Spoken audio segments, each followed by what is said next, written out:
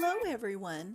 This is hopefully going to be a helpful way for you to go through the rubric and make sure you have everything for your fully complete first learning module.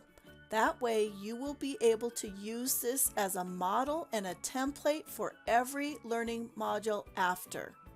Let's get started and just look at a learning module from start to finish in the linear way when you can go through the modules in Canvas. We have a title of a module. I think it's important to make it very descriptive. That way your students know what to expect, what's going to be inside of the module. Then you have the overview document.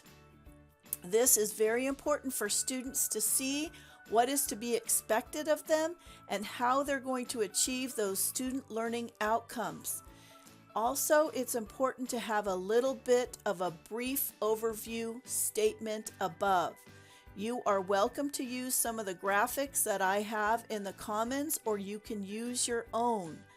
I believe that these types of graphics can help students to be able to see what it is we want them to achieve. That way they're just not looking at, say, a busy content page with just text. Next up is some lecture type materials. Whether you are directing them to read the textbook or you have some information that you have gathered and you're putting in a content page. Now this is a technique that is done with HTML. I can share with you if you're interested. It is actually 6 pages, and HTML magic, as I call it, makes it one content page, and that way these items are more chunked, as we like to call it, together. Again, another technique so students aren't reading and scrolling down for a very lengthy lecture. Next up, in this case, we have another part to the lecture, and it's more of a multimedia video to enhance the topic for the week. That can also be included as part of your lecture. Then we get into the other areas, such as an assignment or a quiz. In this case, this is a quiz to help students to understand what is required for the particular week. Then we have an assignment, and this is an assignment that has a rubric embedded. Please make sure you have included rubrics for all of your activities that allow you to embed a rubric, such as your assignments and your discussions. I also want to draw attention to the fact that when you are creating an assignment, and I have listed a regular assignment and authentic assignment, those can be combined into one. Now that you know what an authentic assignment assessment means, you will be able to decide how you want to handle that. In this case, I'm asking students to participate in a portfolio, an e-portfolio tool. Now, in my assignment, it's going to be very important to have an overview to let students know what this assignment is about, what they will be doing, and then instructions. I could have videos or embedded tutorials, links to other resources. And then last but not least, it's important to have some additional resources. I would like to see you set up that particular format for each of your assignments. And again, we have our embedded rubric. It's going to be important to have several ways to communicate with your students. And one of the best ways for communication for student to student and student to instructor is the discussion forums.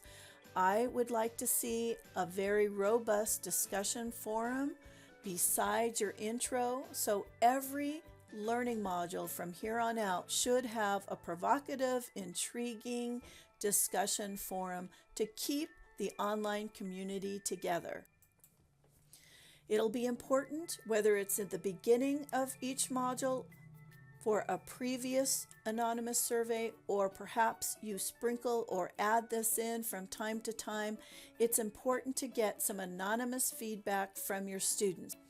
Last but not least, to have that completed or end of the module content page to let your students know that they've made it. This is a checklist of things they've done, and these are additional resources that might be helpful if they want to further continue their exploration and research of the topic. Remember to use all the accessibility techniques that you have learned, such as the alt tags and descriptive web links. Be sure to include those accessibility techniques when you create your overview, your instructions, and your resource headings, that you use the heading twos and make the rest of this paragraph. I hope that you're feeling more comfortable learning about how to create the very interactive content pages.